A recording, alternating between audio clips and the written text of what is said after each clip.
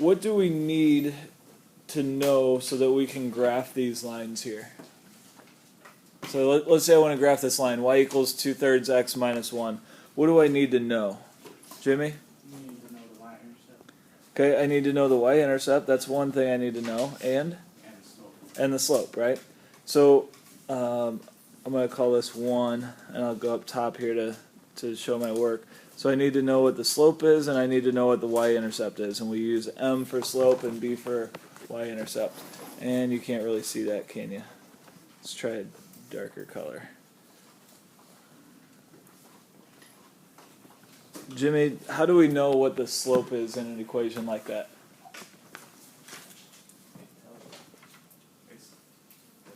It just says it out loud? What does it say? 2/3. Okay, how do you know the 2/3 is the slope? Why not the -1? Or the one that's in front of the y? Because in the slope-intercept form, the m is the slope, and that's for the m. Okay. One thing to keep in mind, this is really important here. If an equation is in slope-intercept form, which is kind of important, it has to be in that form for this to work, then the number that's being multiplied by x is the slope. So in this case, in the first equation, the number being multiplied by x, as Jimmy said, is 2/3. What that tells us is on our line we're going to have a rise of 2 for a run of 3. Okay, so if we're at a point on the line, if we go up 2 and over 3, over to the right 3, then we're going to get to another point on the line. And we can do that as many times as we want. How do we know what the y-intercept is then, Jimmy? It's -1. Okay, and how do you know which one is the y-intercept term? Because that's where the b. Okay, it is where the b is. What if this equation were written a slightly different way? I'm going to rewrite it. It actually has the same meaning. So y equals -1 plus 2/3 x. Looking at this equation right here, how would we know what the slope is and what the y-intercept is, Jimmy? It's what's being added to it. Okay, it is what's being added to it, or it could be subtracted. But Malik, The slope is always multiplied by x. the slope is always multiplied by x, and the y-intercept is always by itself. It's called a constant term. It's the constant term because that -1 can't change.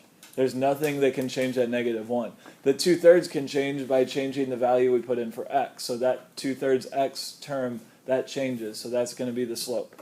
All right. So regardless of the order that it's written, the constant term, or the term that's by itself, the number that's by itself, is going to give you the slope. So let's get rid of that. And we know b is -1. So what do we do now to graph it? Somebody else, help me out. I want to graph this line. Should I graph the slope first or the y-intercept first? The y-intercept. Why do we have to do the y-intercept first? Why can't we do the slope? Yeah, we don't know where to start. For the slope, we know there's a rise of 2 and a run of 3, but we need a starting point to do that. So we need to do the y-intercept first. So the y-intercept of -1 is going to be where? Is it going to be here or here? The second one, right? It's got to be on the y-axis. So the y-intercept is where the line crosses the y-axis, right there. And then what do we do from there? Yep, rise 2, run 3. And the run is positive, so we'll go to the right. And we get another point there. And the last thing we need to do then is draw a line through it. Remember, we want to draw our lines so that it's not only accurate and going through the points that we gave, but it's important in this case that the line also goes through that lattice point right there. Why is it important that it goes through that point right there? Why should it? How do we know it should go through that point, even though I didn't mark that point? Why, Sam? The slope is 2/3, so it could be -2, -3. Yeah, exactly. Since the slope is 2/3, I know this point has to be on the line because if I go up 2 and right 3, I get to my y-intercept. So no matter how many times I go up 2 and right 3, I should always get to a point on the line. If you were to draw the line more like this, even though it does touch both of those points, I drew the points big enough that it does, it's not going through the lattice point here where it should be right there. So we want to be careful and make sure that it does. Let me get that back on there. Missed it.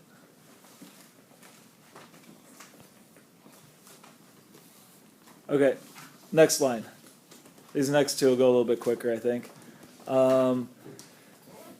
So line number 2. I need to know what the slope is and what the y-intercept is. Who wants to help me with this one? Brittany, what's the slope? The slope is -2 over 1. -2 over 1. And why did you say over 1? Why are we putting a 1 on the bottom? Because it's a slope. Because it's the slope, so what do we want? We want something over something because we want A rise over run. rise over run, exactly. We want the slope to be a ratio, some number in the numerator, some number in the denominator. So if we have a whole number as a slope, then we want to write it as a ratio, so we again have a rise and a run. And Brittany, what is the y-intercept going to be? 0. Now, if this helps you to visualize it, it's okay to do this. Just put a +0 there. So if there is no constant term, that's the same thing as just saying +0. If you add 0 to anything, it doesn't change it. And that helps you kind of visualize why the y-intercept is going to be 0. Brittany, you want to help me graph this now? Well, the first point would be on the origin. Okay, since the y-intercept is 0, that does mean that the first point will be at the origin. Good. And then you go down to right 1. Okay, good. So we go down 2 and right 1, and we get our next point. So our rise is -2, which is why we go down, and then our run is +1. In fact, our run should always be positive, unless we saw an example yesterday where we actually had to change direction. So we changed both our rise and run to the opposite of what they were. Again, that's the wrong color. Again, we want to make sure that our line not only goes through those points, but it also goes through points that will be on the line, even though we didn't mark them. So for example, it should be going through this point right here. It should be going through this point right here. It should be going through this point right here. So you want to draw it as accurately as you can, knowing that the slope is always going to be -2 over 1. So we keep hitting those points, those lattice points. Go down 2 over 1 or up 2 and left 1. Okay, we need one more here. We have y equals -x plus 4. Who can help me with that one? I need a slope and a y-intercept.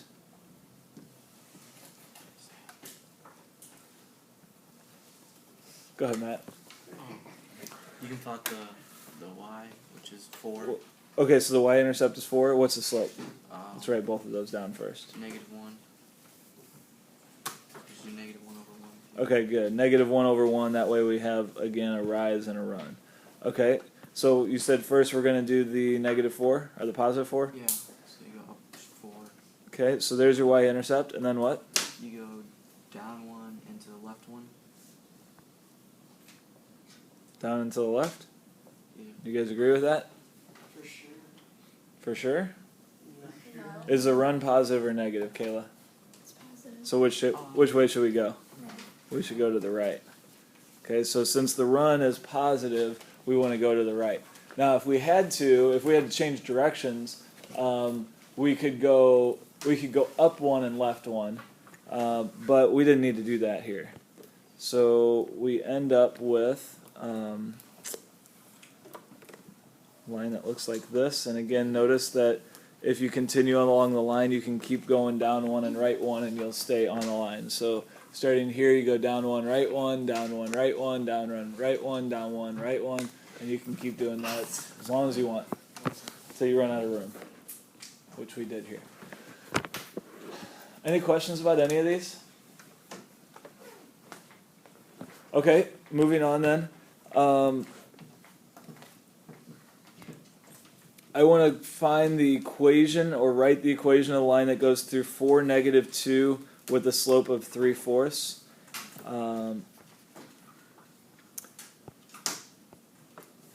So it's going to go through 4, -2 with a slope of 3/4. Okay. Yesterday we wrote down 3 steps to write the equation of a line in slope-intercept form. The first step is done for us. Why is this first step done for us? Yep. First step says find the slope. We got it already.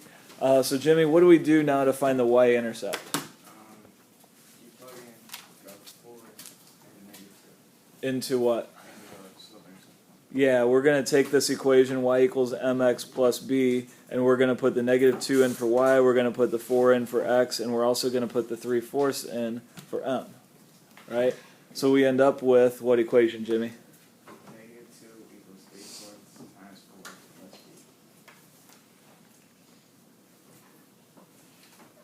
b. Okay, and Jimmy, what is 3/4 of 4? 3. It is 3, because the 4's just cancel, right? Yeah. Plus b, and then what do we do? Subtract 3. Subtract 3 from both sides, and we get b equals -5. So we've got b, and does that mean we're done? No. We still have to do what, Jimmy? You gotta put it in b. Yep. So we got to plug m and b into the equation, so we get y equals, Y is 3/4 x plus -5. okay, you could put plus -5. I like just -5 better. It's a little bit simpler, right? Questions about that one? Okay, the next one, you want to find the equation of the line through -1, 2 and 0, 4. So if I were to plot those points on a coordinate plane, we could take those 2 points and draw a line through it. We want to find the equation of that line. In this case, which step is already done for us? No, why? The y-intercept, right? So that 0, 4 tells me that b is going to equal what? 4. Okay, anytime the x-coordinate of a point is 0, that means that it's going through the y-axis, or it's on the y-axis. So we know that that point's on the y-axis, that's going to be our y-intercept.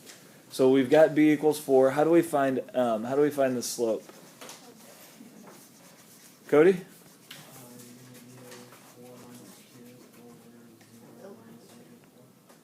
Sam, did you have a question? Alright, so we're going to do 4 minus 2, that's y2 minus y1, over 0 minus -1, that's x2 minus x1. Cody, what is 4 minus 2? And what is 0 minus -1? 1. So there's 2 ways we could write the slope. Since we're not going to graph this right now, we just want to write the equation. We could use the 2 over 1, or we could also write it as just 2. So Cody, what's the equation going to look like? Y equals 2 over 1 x plus 4. Oop. Okay, so we get y equals 2 over 1 x plus 4, or it would be okay to say y equals 2x plus 4. Either one of those is okay. Questions about that one? Okay, one more. We want to go through the point 3, 1.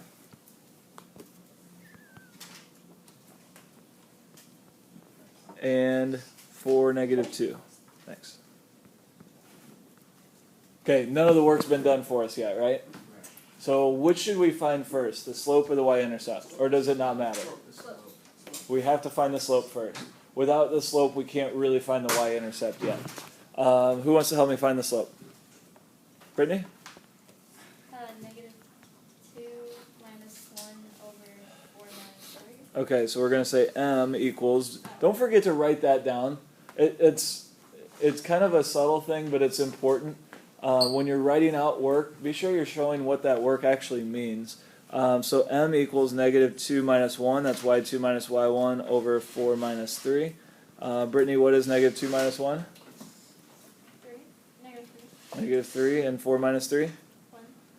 Okay, so we get -3 over 1, or we could say -3. just -3. All right, so there's our slope. Now what?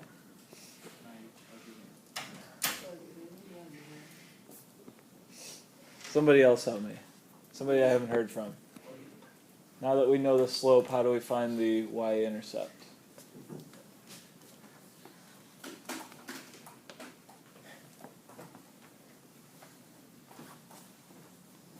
Okay, how about somebody that has helped me already? Jimmy, go ahead. You plug in -3 for m and y equals mx plus b. Okay, so we're gonna have this equation y equals mx plus b, and we're gonna plug in the stuff that we know. -3 will go in for m right here, so that's gonna be a -3. I'm gonna put it in parentheses so we know that negative is attached to that. And then Although I don't think there would be any problems. for y, put in 1. Okay, so which point are you gonna use, Jimmy? 3, 1. Does it matter which one we use? No, it doesn't matter. We could use the 3, 1. We could use the 4, -2. I like that Jimmy chose the 3, 1. Why'd you pick that one, Jimmy? Because it's all positive. Yeah, those are both positive numbers. I think positives are easier to work with than negatives. You don't have to do it that way. Those numbers are actually both smaller, or at least their absolute values are smaller than the other ones. So I think both of those reasons make this a better point, or an easier point to use at least. Okay, so Jimmy, you said we need a 1 where the y goes, and Where the x is, put 3 3. for x, and the b we still don't know, right?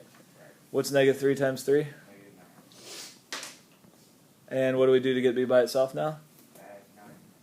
Add 9 to both sides, and we get b equals 10. Okay, so we know what the slope is, we know what the y-intercept is, so So you do y equals -3x plus 10.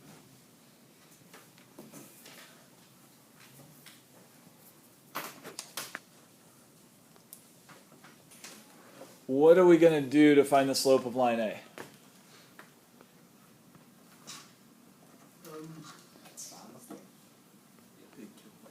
Okay, we need to pick 2 points, exactly. So to find a slope, we need to pick 2 points. I'm going to give you a couple of tips here on picking the points. First of all, I said you really need to pick what kind of points. Starts with an L. Lattice points. It wouldn't do you any good to pick this point here and this point here. Okay, let me make those a little bigger so you can see which ones I chose. Those 2 points are not going to do you any good because you don't really know what the coordinates are. So avoid picking points like that. We want to pick lattice points here. And somebody pick a lattice point that's on line A for me. Just give me the coordinates. Evan, go. -1, 0. All right, so we're going to choose that point. Now, I strongly recommend picking another lattice point that is next to it, consecutive with that. If you were to skip a lattice point and go to here, then what's going to happen? Yes, you're going to end up with a fraction that you're going to have to simplify. As long as you don't skip lattice points, you won't have to simplify fractions. So to keep things easier on yourself, you would want to choose either this one or this one. Okay, and don't skip lattice points. You would get the correct answer still, but it's just more work than you need. All right, so Evan, which other one do you want to use? The one is 2 up and one to the right. Okay, so it would be at what? 0, 2. 0, 2, good. Okay, now the next thing we want to do when we're finding the slope, should we start at the closed circle or the open circle? The closed. Why, Evan? Because if you start at the other one, you'll have a negative slope. Well, we wouldn't have a negative slope, but we would have a negative Fraction. run, right? Yeah. We always want the run to be positive. That's going to make things easier on us. So to make it a positive run, we want to go from left to right. So we're going to start at the closed circle and go to the open circle. Should I go up first or should I go to the right first, Evan? Up first. Why? Because you do rise over run. Good. So the rise is going to come first. How far do we go up, Evan? 1. Really? Or 2 up. Okay, good. And then how far are we going to run? 1. Okay. So what's our slope? 2 over 1. 2 over 1. Perfect. Questions about that? Okay.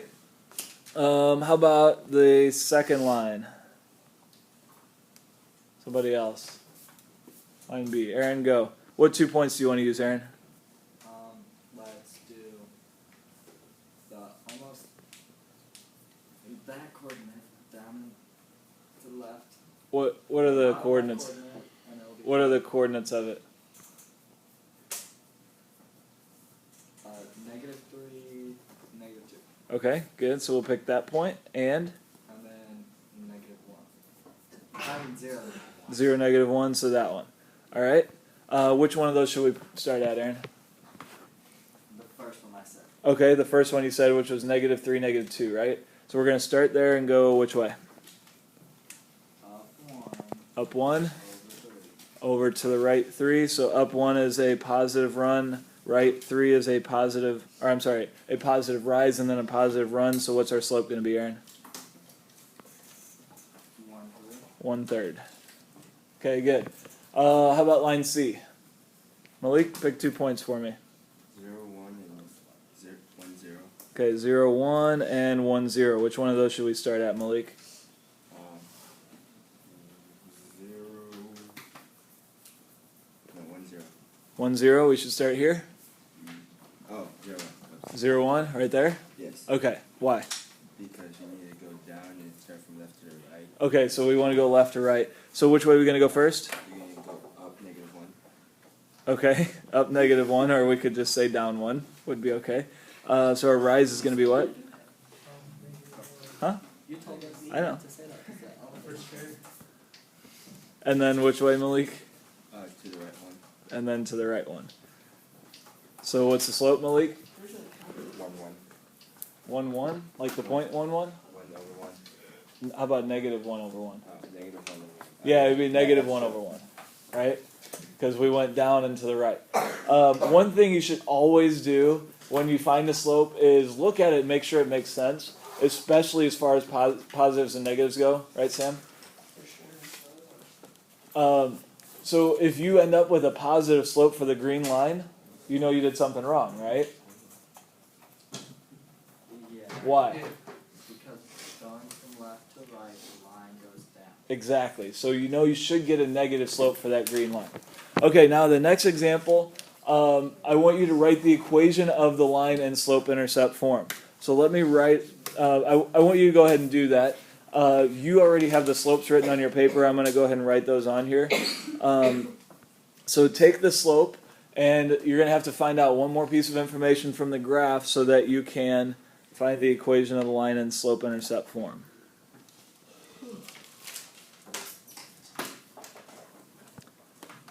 Is it okay with you guys if I write the slope for A is just 2? Yeah. Okay. Thanks, Jimmy. And for C, I'm just going to use -1.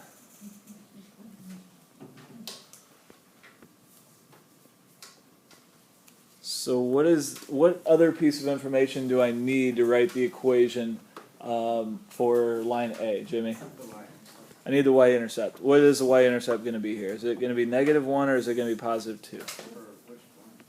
For line A. For A, it's +2. Okay, so y-intercept is on the y-axis, right? So we know that b here is going to be 2. So if the slope is 2 and b is 2, what's the equation going to look like? Y equals 2x plus 3. Perfect. Okay, for line B, somebody else. What other piece of information do we need there? You're not somebody else. Sam, go. The points, the y-intercept. Okay, which is? 1. So it's going through right here? Yeah, -1. Yeah, right there, or no? It's a negative. He said yeah, and then he said -1. That's very contradictory. Yeah, -1. So is it going through this point right here, Sam? No. Then why did you say yeah? 1. Okay, so it's going through here, so b is going to be -1. So then what's the equation going to look like, Sam? Y equals 3 x minus 1. I disagree. Somebody help him out. Aaron? Is it y Alicia? Y equals 1/3 x minus 1. We're putting the 1/3 here in for the slope. Right? Remember we just found that slope, now we're using it. Okay, and what other piece of information do I need to find the equation of the green line, line C? Weston? The y-intercept. Which is? 1, and the slope, -1. Okay, so what's that equation going to look like? Y equals negative x plus 1. Okay, and why did you leave the -1 off and just put the negative there? Same thing. Yeah, it's the same thing. So this would actually be the simplest version of that equation. It would be okay if you had the 1 in front of it, so you had y equals -1x plus 1. In fact, it would even be okay if you said y equals -1/1 times x plus 1. Any one of those would be okay. Any questions about this? I expect you to be able to look at a line on a graph and be able to write the equation of that line. You know how to find the slope, you know how to find the y-intercept, all you have to do is plug those things into the equation. Any questions about this? Okay, the new stuff today we're actually going to go through pretty quickly, especially this one. We want to graph these two lines here, so I need somebody to help me out. What two things do we know about this line? What's the slope? The blue line. And you do need to write these equations down. I didn't write them down for you. What's the slope of that first line? 2/3. And what's the y-intercept? -1. Does that look familiar? Yes. From where? The last one. Oh no, somewhere. It was in the opener, wasn't it? Yes. That was one of our lines from the opener. So we get a line that looks like that. And then our other line has a slope of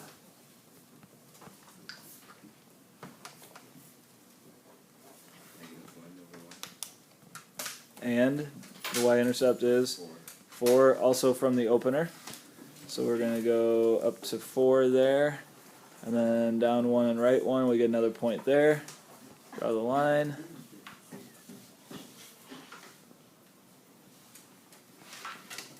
We get that line right there. Okay, so the question is now, these two lines intersect. What is the intersection of those two lines? First of all, what kind of shape is the intersection of those two lines? You guys had trouble with this question first semester too. What's the question? What kind of shape is the intersection of these two lines? Nope. The intersection is just the points that are in common.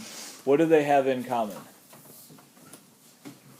The intersection. Which is?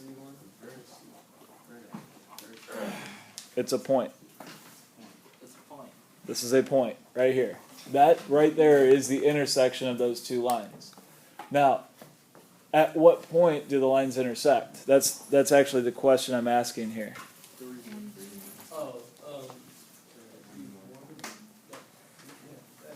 There you go. So, how do I know for sure that the green line goes through that point? How could I check to make sure that it goes through that point? Draw a line going through that point. How do I know for sure that the green line goes to that point? Cody? What's that?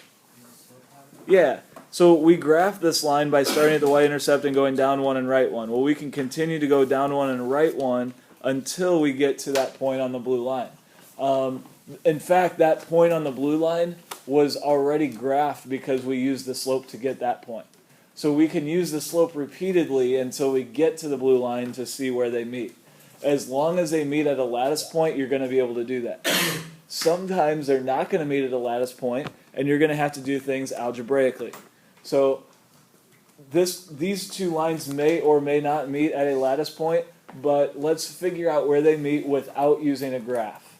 So you need to write these two equations down. And we're not going to graph these lines, but we want to know if we did graph them, where would they meet? Anybody have any idea how we could start that?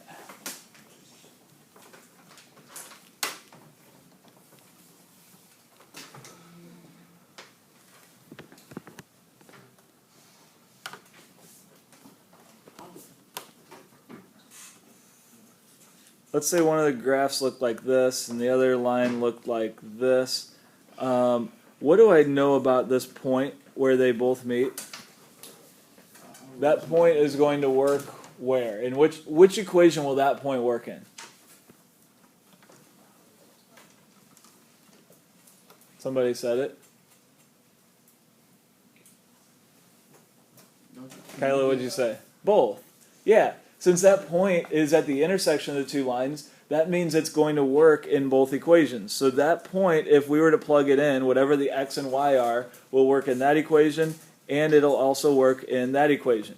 So since it works in both equations, what that tells me is this y right here, or these y's right there, are the same as each other, and these x's right here are the same as each other.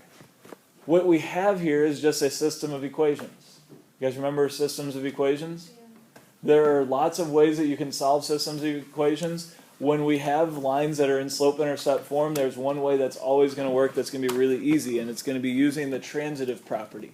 You guys remember the transitive property? If two things are equal to the same thing, then they are equal to each other. Since 2x minus 1 is equal to y and negative x plus 4 is equal to y, what do I know about those two things?